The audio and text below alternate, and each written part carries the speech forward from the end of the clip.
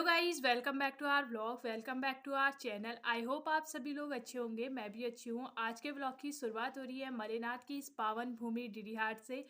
और आज का व्लॉग नहीं, मैं एक वीडियो क्लिप बना रही हूँ जो कि काफ़ी चर्चाओं पे है, हर प्लेटफॉर्म पे है, हर सोशल मीडिया पे है। भू कानून के विषय में मेरे को जितनी भी जानकारी है, जो भी मैं समझ पाई हूँ, वो चीज़ मैं आप लोगों के सामने रखना चाहती हूँ। तो सबसे पहले हम लोग बात करते हैं उत्तराखंड राज्य की। उत्तराखंड राज्य जब बना था ना, तो बहुत से लोगों ने अपना बलिदान दिया था। तो उसमें से आधे से ज़्यादा महिलाएं थी, बच्चे, बुजुर्ग और पुरुष थे। उन्होंने अपना बलिदान दिया। उन्होंने भी ऐसे ही बहुत सी लड़ाइयाँ लड़ी, तब हमारा उत्तराखंड राज्य बना। तो इस चीज़ को भी ना हमने अपने दिमाग में रखना है। उसके बाद लड़नी है यह भू कानून की लड़ाई। और इसी बात को ना अपने दिमाग में रख के हमें भू कानून के खिलाफ बोलना है या भू कानून के लिए अपने विचार बनाने हैं। तो आज का टॉपिक यहीं से शुरू करते हैं आगे। सबसे पहले मैं ये बोलना चाहूँगी कि इस चीज़ के बारे में हमारे पूरे परिवार को पता होना चाहिए, बच्चे से लेकर बुजुर्ग तक। अब जो हमारी जनरेशन में है, उनके पास एंड्रॉयड फ़ोन है, तो उनको पता है कि भू कानून क्या है और भू कानून के लिए इतनी लड़ाइयाँ लड़ी जा रही है। लेकिन जो बुजुर्ग हैं, हमारे माता-पिता हैं, हमारे दादा-दादी हैं, अम्मा-बुबु लोग हैं, उन लोगों को इसके बारे में कोई खबर तक नहीं है, ठीक है?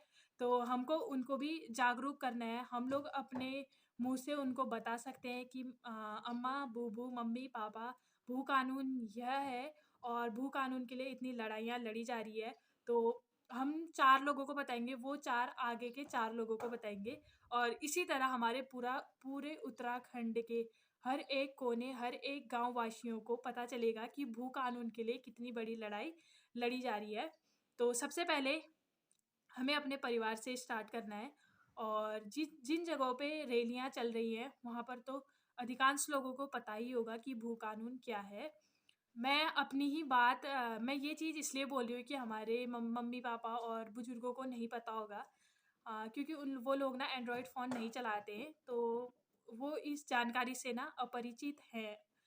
तो मैं अपनी बात बताती हूँ। मैंने आज सुबह ही अपनी मम्मी को बताया कि मम्मी, भू कानून ये है और इसके लिए इतनी लड़ाइयाँ चली जा रही है। जब मैंने अपनी मम्मी को बताया, तभी उनको भी पता चला। तो ऐसे ही आपके पेरेंट्स भी हैं, आपके गार्जियन भी हैं, जिनको पता नहीं होगा। तो अब स्टार्ट करते हैं। भू कानून क्या है, ये मैं आप लोगों को अपने सरल शब्दों में बताना चाहती हूँ और मेरी क्या धारणाएँ हैं, ये भी मैं आप लोगों को बताना चाहती हूँ। तो सबसे पहले हम जानेंगे भू कानून क्या है। तो भू कानून है the land law of Uttarakhand. भूमि के लिए एक कानून है, हमारी उत्तराखंड की भूमि के लिए, हमारे पहाड़ों को, हमारी संस्कृति, हमारी सभ्यता, हमारी जो परिधान है, हमारी जो भाषा है, उसको बचाने के लिए एक लड़ाई लड़ी जा रही है, जिसे हम लोग बोल सकते हैं भू कानून। जिसके लिए बहुत से लोगों ने अपना बलिदान दिया। तो उस चीज़ को हम बचाने के लिए भू कानून की एक गुहार लगा रहे हैं। कुछ समय पहले हिमाचल प्रदेश के वासियों ने अपने पहाड़ को बचाने के लिए, अपनी संस्कृति, अपनी सभ्यता, अपनी भाषा को बचाने के लिए एक लड़ाई लड़ी थी, जिसे भू कानून कहा जाता है और उनकी इसमें जीत हुई थी। उन्होंने ये सब लड़ाई क्यों लड़ी? क्योंकि उनको अपना पहाड़, अपना प्रदेश, अपना राज्य, अपनी संस्कृति खतरे में नज़र आई। उनको अपने हित के लिए यह लड़ाई लड़नी पड़ी। 1972 के आसपास उन्होंने यह लड़ाई लड़ी और उनके हित में आई यह भू कानून, उनकी अवश्य ही जीत हुई। इसी प्रकार अब उत्तराखंड वासी भी अपने हित को पाना चाहते हैं, अपने रोजगार बढ़ाना चाहते हैं यहीं उत्तराखंड में रहकर। तो अब उत्तराखंड के लोग भी भू कानून की गुहार लगा रहे हैं। इससे पहले देहरादून में रैली हुई थी, 28 जनवरी को हल्द्वानी में रैली हुई थी। मैंने अपने ब्लॉग के थ्रू आप लोग को बताया भी था कि 28 जनवरी को हल्द्वानी में रैली है, जिसमें बहुत से कलाकार और जो अपने पहाड़ी संस्कृति को दर्शाते हैं और अपने पहाड़ को अपने ज़ुबानी बोलते हैं और अपने पहाड़ी होने पे बहुत ज़्यादा गर्व करते हैं। तो वो लोग भी वहाँ पर बढ़ चढ़ के आए थे और यहाँ पर बहुत बड़ी रैली निकली थी। भू कानून को ना मैं आपको सीधे और सरल शब्दों में समझाने की पूरी कोशिश करती हूँ। जब हमारा उत्तराखंड राज्य बना 9 नवंबर 2000 में, तो तब यहाँ पे नया मतलब यहाँ पे नियम था कि अगर कोई बाहरी राज्य का व्यक्ति यहाँ पे आता है, तो उसे सिर्फ़ 500 वर्ग मीटर की ही ज़मीन दी जाएगी। उसके बाद सन 2007 में नया नियम लागू किया गया। 500 वर्ग मीटर को कम घटा करके 250 वर्ग मीटर की ही उसे ज़मीन दी जाएगी। तो अब हम चाहते हैं कि उनको यहाँ पर कोई भी ज़मीन ना दी जाए। भू कानून हमारे लिए हो, पहाड़ी लोगों के लिए हो, तो अपने पहाड़ को बचाने के लिए, अपनी संस्कृति को बचाने के लिए हम यह गुहार लगा रहे हैं। भू कानून का ना सबसे बड़ा लाभ और हानि क्या होगा? रोज़गार। अगर भू कानून लागू हो जाता है ना, तो उत्तराखंड के लोगों को ना अपना भविष्य बनाने के लिए और 4 पैसे कमाने के लिए ना अपना घर परिवार, अपने पहाड़, अपना उत्तराखंड छोड़कर कहीं भी बाहर नहीं जाना पड़ेगा। अगर अभी तक भू कानून नहीं लागू हुआ है, तो रोज़गार में भी ना हमारे उत्तराखंड में बाहर के लोग, जो देसी लोग हैं और जो बाहरी राज्य के लोग हैं ना, उन्होंने अपना यहाँ पर कारोबार शुरू किया है और वही लोग यहाँ पे को ना पनप भी रहे हैं। तो और हम लोग ना उनके राज्यों में जाकर नौकरी कर रहे हैं और वो हमारे राज्य में आकर अपना कारोबार भी बढ़ा रहे हैं और अपना घर परिवार पूरा हमारे उत्तराखंड में ही बना रहे हैं, जिससे हमको भी इससे बहुत बड़ा जो है हानि होगी और हमें नुकसान होगा इस चीज़ का बहुत बड़ा। तो इसलिए भी भू कानून की लड़ाई लड़ी जा रही है। मैं अपने यहाँ डीडीहाट की बात करती हूँ और इससे पहले जब मैं मुनस्यारी गई हुई थी ना, तो वहाँ पे भी मैंने एक चीज़ सोची कि जो वहाँ के मुनस्यारी के जो लोकल लोग हैं ना, उनकी दुकानों में बिल्कुल भी भीड़ नहीं थी और उनकी दुकानों में जो लोगों को चीज़ चाहिए होता है ना, वो भी नहीं था। क्यों? क्योंकि लोग अपने लोगों की दुकान में, अपने पहाड़ी लोगों की दुकान में जाके वो चीज़ मँगाना ज़रूरी नहीं समझते। लेकिन जो बाहरी लोग हैं, जो देसी लोग हैं और जो बाहरी राज्य के लोग हैं जिन्होंने वहाँ पे दुकान खोली हुई है ना, उनके वहाँ पे वो लोग ऑर्डर करते हैं कि हमें ये चीज़ चाहिए, फिर वो दुकान वाले मंगाते हैं, फिर वो लोग ले रहे थे। तो ये चीज़ मुझे बहुत लगी कि मुनस्यारी गाँव वाला क्षेत्र है वो, तो वहाँ पर भी मतलब जो पहाड़ी लोग हैं उनका रोज़गार बिल्कुल भी नहीं है। जो बाहरी व्यवसाय, जो बाहरी राज्य से जो लोग आए हैं, उनका वहाँ पर बहुत अच्छा रोज़गार चल रहा है। और ज़ाहिर-सी बात है, जहाँ पर रोज़गार अच्छा होगा, जो मनुष्य है वो वहाँ पर अपना पूरा परिवार रखना चाहेगा, अपना घर बनाना चाहेगा। तो यहाँ डीडीहाट की भी बात करें तो बहुत से ऐसे बाहरी राज्य के लोग आकर यहाँ पर उन्होंने बड़ी-बड़ी दुकानें खोली हैं और हम पहाड़ी भी ना उनकी दुकानों में जाते हैं, क्योंकि ना वो डिस्काउंट करते हैं। और पहाड़ी लोगों की दुकान में हम लोग बिल्कुल भी जाना पसंद नहीं करते हैं। तो वो लोग भी ना एक रोटी के लिए दिन-रात बैठे रहते हैं अपनी दुकान पे। और हम लोगों को ना यहीं पर से अपने कदम उठाने होंगे और सबसे पहले तो हम लोग ये कदम उठा सकते हैं कि उनका रोज़गार यहाँ पर कम कराएँ और जिस कारण ना उनको खुद हमारा राज्य छोड़कर जाना पड़े। और अपने पहाड़ी लोगों को ही हम लोग सपोर्ट करें। मान लिया जाए हमको घर बनाना है, तो हम लोग ना जो बाहरी राज्य से रोज़गार के लिए यहाँ पे आए रहते हैं, नेपाल से आते हैं बहुत से लोग और यूपी, बिहार साइड से बहुत से लोग आते हैं यहाँ पे जो मकान बनाते हैं, सामान ढोते हैं। तो उन लोगों को हम अपना रोज़गार देना ज़्यादा पसंद करते हैं। अपना मकान बनाने के लिए ना हम लोग यूपी, बिहार वाले लोगों को अपना मकान सौंप देते हैं। जबकि जो पहाड़ के मिस्त्री होते हैं ना, उन लोगों को हम यह ज़िम्मेदारी नहीं देते हैं। तो ये चीज़ भी हमको यहाँ पर से बंद करनी पड़ेगी। और जो पहाड़ी लोग हैं ना, इसी तरह ना वो अपने घरों में ही रह जाते हैं और उनको, उनके बच्चों को बाहर जाना पड़ता है अपने रोज़गार के लिए, 4 रोटी के लिए हम लोगों को बाहर जाना पड़ता है। तो अगर हमें अपने पहाड़ को बचाना है, अपनी संस्कृति को बचाना है, अपनी भाषा को बचाना है ना, तो हमें भू कानून में बढ़-चढ़ के भाग लेना ही लेना होगा। और बाहरी राज्य से जो भी लोग आते हैं, उन्हें अपनी ज़मीन बिल्कुल भी नहीं देनी है। ये हर किसी को समझाना होगा, क्योंकि इससे हमारा भविष्य खतरे में बन जाएगा और हमारे पहाड़ों को प्लेन्स बनने में कोई भी देरी नहीं लगेगी। 28 जनवरी को हमारे हल्द्वानी कुमाऊँ मंडल के प्रवेश द्वार हल्द्वानी में निकली थी, बहुत बड़ी रैली निकली थी वहाँ पे। तो बहुत जानी-मानी हस्तियाँ आई थी, पहाड़ी एक्ट्रेस और बड़े-बड़े नेता जो धरना प्रदर्शन कराते हैं, वो लोग भी वहाँ पे पहुँचे हुए थे। बड़े-बुजुर्ग और बच्चे, जवान हर कोई ना वहाँ पे आया हुआ था, उन्होंने हर चीज़ में अपना-अपना प्रतिभाग किया, अपना गला फाड़-फाड़ के लोगों को बताया कि भू कानून क्या है, हमें इसके लिए लड़ाई लड़नी है। अगर उस रैली में ना 10,000 लोग भी थे ना, वो पूरे उत्तराखंड को बचा सकते हैं, यह रैली करके। यह रैली धरना प्रदर्शन करके वो पूरे उत्तराखंड के जीवन को भी बचा सकते हैं। तो उनका बहुत-बहुत धन्यवाद। आप इतनी कड़ाके की ठंड में अपने घरों से बाहर निकल के आपने इतना साहस दिखाया, आपने इतनी पावर दिखाई उत्तराखंड के लोगों में, कुमाऊँ के लोगों में।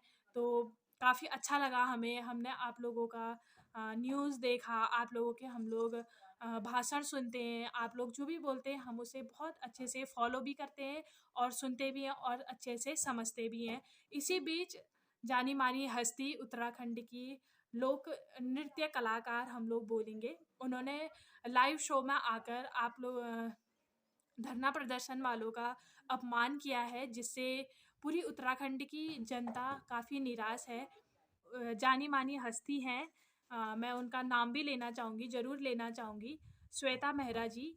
तो उनको क्रीम पाउडर घसने के लिए गाने से ही उत्तराखंड में जाना जाता है और उसी गाने की वजह से उनका नाम भी है। अगर वह ये गाना नहीं करती तो उनको कोई भी नहीं पहचान पाता।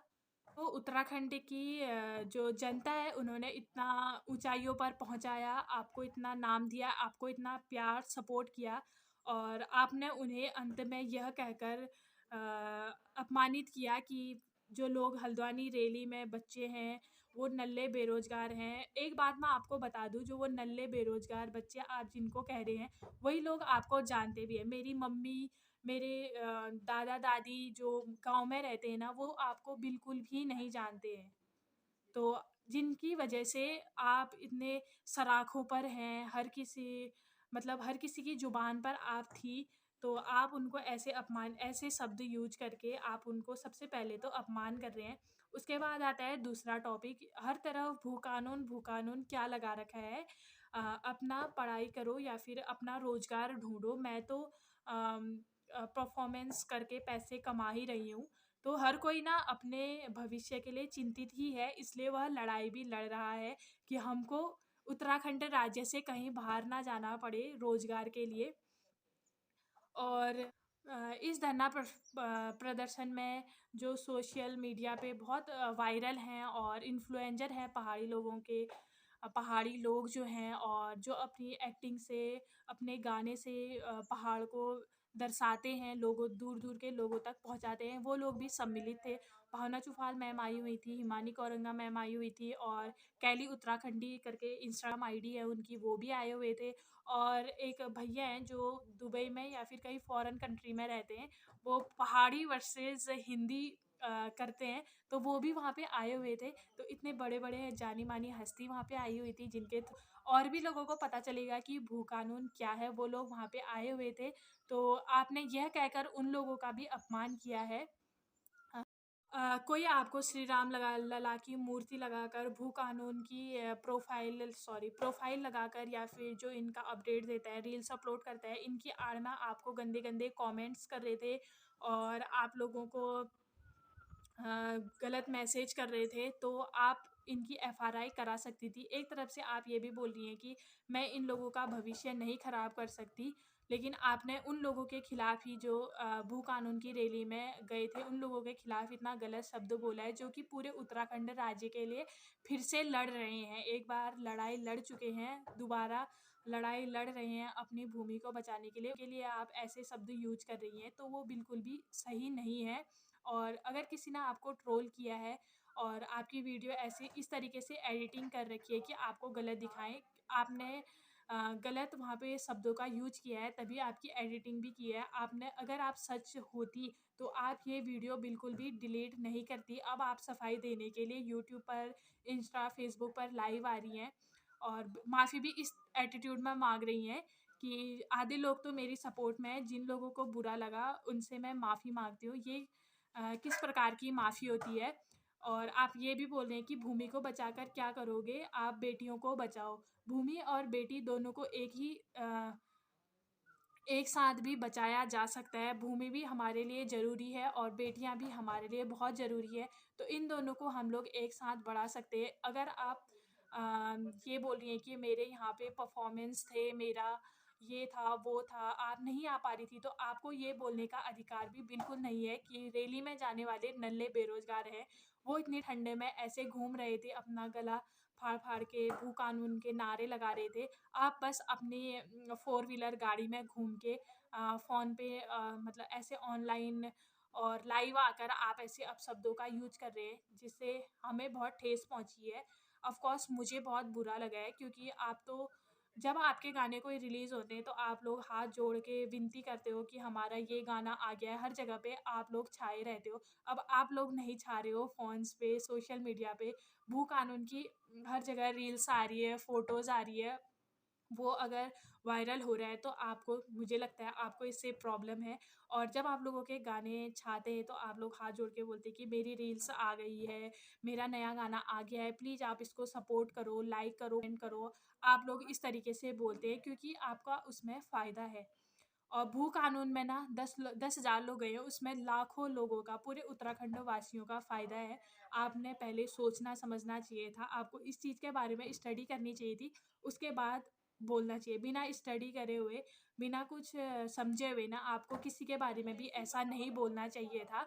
और अब आप लोग सोशल मीडिया पे देख रहे होंगे कितने बड़े-बड़े धरना प्रदर्शन वाले हैं और कितने लोग जो हैं भू कानून की गुहार लगा रहे हैं। अब हम लोग, आप लोगों को वो लोग दिख रहे हैं तो आप ऐसे माफ़ी माँग रही है। अगर नॉर्मल लोग भू कानून की गुहार लगा रहे होते तो क्या आपके लिए वो भी नल्ले बेरोज़गार होते?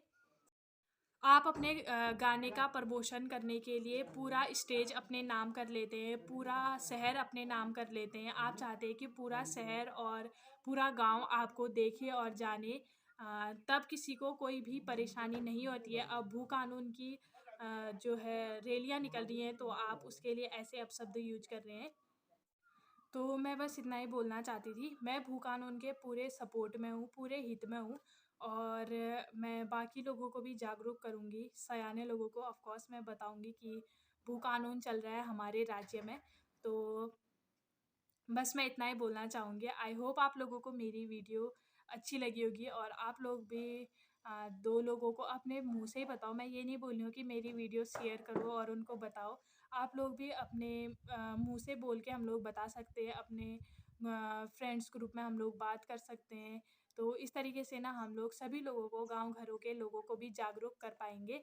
तो आज की वीडियो को ना बस इतना ही रखते हैं। होप करती हूँ आपको वीडियो अच्छी लगी होगी। अच्छी लगी हो तो like, comment, share and subscribe ज़रूर कीजिए। बेल आइकन पे भी ज़रूर प्रेस कीजिएगा ताकि मेरी नई-नई वीडियो की नोटिफ़िकेशन आपके फ़ोन पे तुरंत आ सके। जय देवभूमि, जय उत्तराखंड।